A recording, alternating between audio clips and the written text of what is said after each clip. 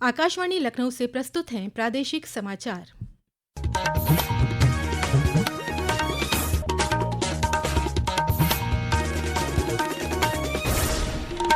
मुख्य समाचार। भारत ने अंतर्राष्ट्रीय मुद्रा कोष से पाकिस्तान को दी जाने वाली वित्तीय सहायता पर पुनर्विचार करने को कहा। रक्षा मंत्री राजनाथ सिंह बोले, पाकिस्तान को आर्थिक सहायता आतंकवाद के वित्त पोषण से कम नहीं। प्रदेश के कई जनपदों में आज निकाली गई तिरंगा यात्रा। केंद्रीय राज्य मंत्री BL वर्मा ने कहा, सेना के शौर्य का प्रतीक है ऑपरेशन सिंदूर। वृंदावन में श्री बांके बिहारी मंदिर कॉरिडोर प्रोजेक्ट का रास्ता साफ। सुप्रीम कोर्ट ने प्रदेश सरकार को मंदिर के 500 करोड़ रुपए से जमीन खरीदने की दी अनुमति।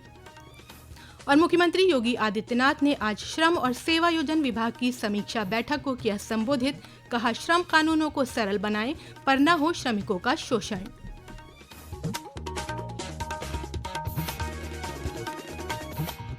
नमस्कार, प्रदेश के समाचारों के साथ मैं तनवीर फातिमा और अब समाचार विस्तार से।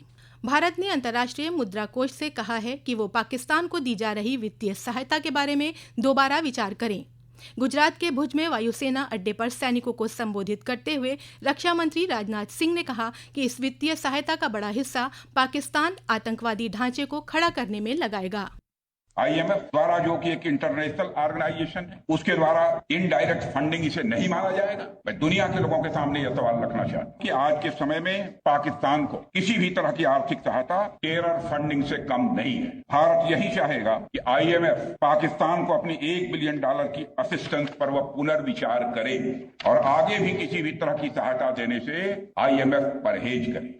रक्षा मंत्री राजनाथ सिंह ने ऑपरेशन सिंदूर में भारतीय वायुसेना की त्वरित और निर्णायक कार्रवाई की सराहना करते हुए कहा कि इसने देश विदेश में सभी भारतीयों को गौरवान्वित किया है।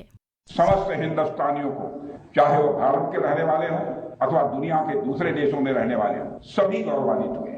भारतीय वायुसेना के लिए सिर्फ 23 मिनट यह काफी थे पाकिस्तान की सरजमी पर पल रहे आतंक के अजगर को कुचलने के लिए, और वह आपने करके दिखाया है। यह कहना गलत नहीं होगा, जितनी देर में लोग नाश्ता पानी निपटाते हैं उतनी देर में आपने दुश्मनों को निपटा दिया।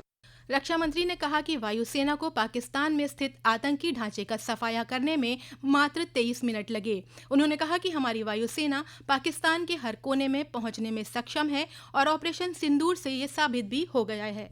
साथियों, ऑपरेशन सिंदूर ने यह स्पष्ट संदेश दे दिया है कि हमने शांति के लिए जितना अपना दिल खोल कर रखा है, शांति को नष्ट करने वालों के विरुद्ध उतना ही अपना हाथ भी खोल कर रखा है। एक और बात मैं यहाँ साफ कहना चाहूंगा कि ऑपरेशन सिंदूर अभी खत्म नहीं हुआ है। जो कुछ भी हुआ है वह सिर्फ एक ट्रेलर मात्र था। अब जब भी सही समय आएगा तो हम पूरी पिक्चर भी दुनिया को दिखाएंगे। आतंकवाद के खिलाफ भारतीय सशस्त्र बलों के ऑपरेशन सिंदूर की सफलता के उत्साह के बीच आकाशवाणी समाचार ने विशेष श्रृंखला शुरू की है। आज हम परमवीर चक्र विजेता कैप्टन मनोज कुमार पांडे को स्मरण कर रहे हैं, जिन्होंने करगिल युद्ध के दौरान देश के लिए सर्वोच्च बलिदान दिया था। पेश है एक रिपोर्ट।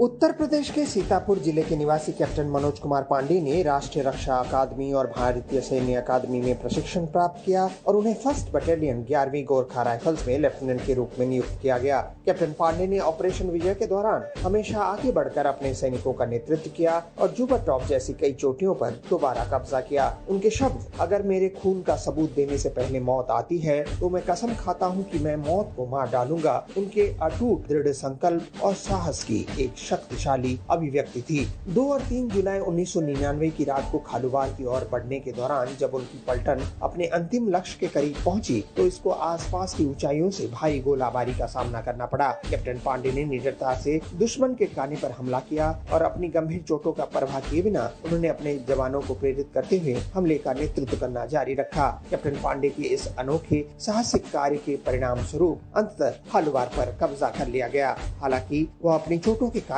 वीर गति को प्राप्त हुए। कैप्टन मनोज कुमार पांडे ने दुश्मन के सामने बहादुरी, अदम्य साहस, अनुकरणीय वीरता, उत्कृष्ट नेतृत्व और असाधारण उच्च कोटि की कर्तव्य निष्ठा दिखाई और सर्वोच्च बलिदान दिया।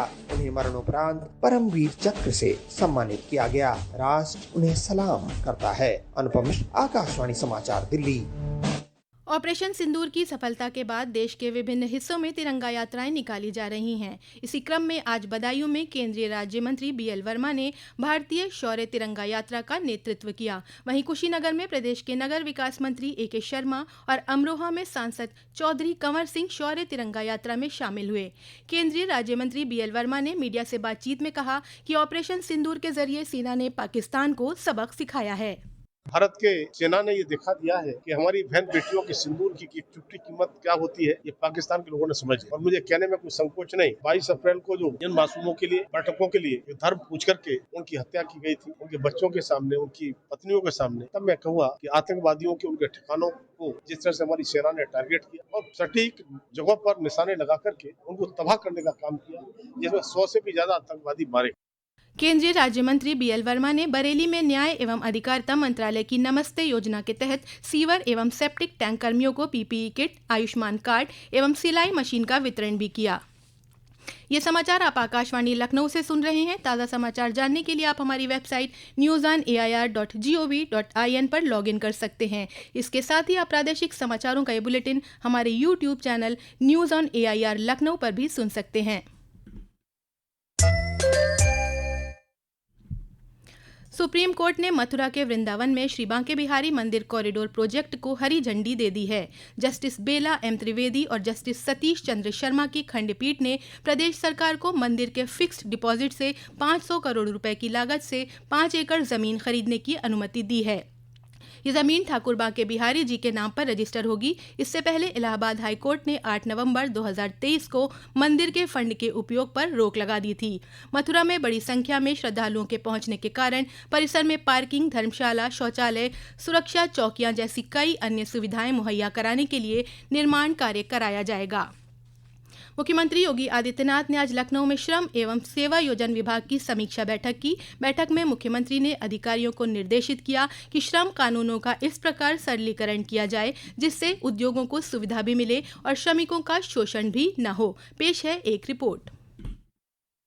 मुख्यमंत्री ने बैठक में कहा कि दुर्घटना की स्थिति में श्रमिकों और उनके परिवारों को सुरक्षा मिले, इसके लिए उन्हें सम्मानजनक मानदेय और बीमा सुरक्षा कवच देना अनिवार्य है। मुख्यमंत्री ने कहा कि बाल श्रमिकों को केवल आजीविका से नहीं बल्कि मुख्यमंत्री बाल सेवा योजना और स्पॉन्सर्ड स्कीम्स से जोड़ते हुए उनके पुनर्वासन की दिशा में तीव्र गति से कार्य किया जाए। मुख्यमंत्री ने श्रमिक अड्डों को मॉडल के रूप में विकसित करने के निर्देश दिए। उन्होंने असंगठित क्षेत्र के श्रमिकों की स्किल मैपिंग कराकर न्यूनतम मानदेय की गारंटी व्यवस्था लागू करने के भी निर्देश दिए। आकाशवाणी समाचार कक्ष से राघवेंद्र त्रिपाठी।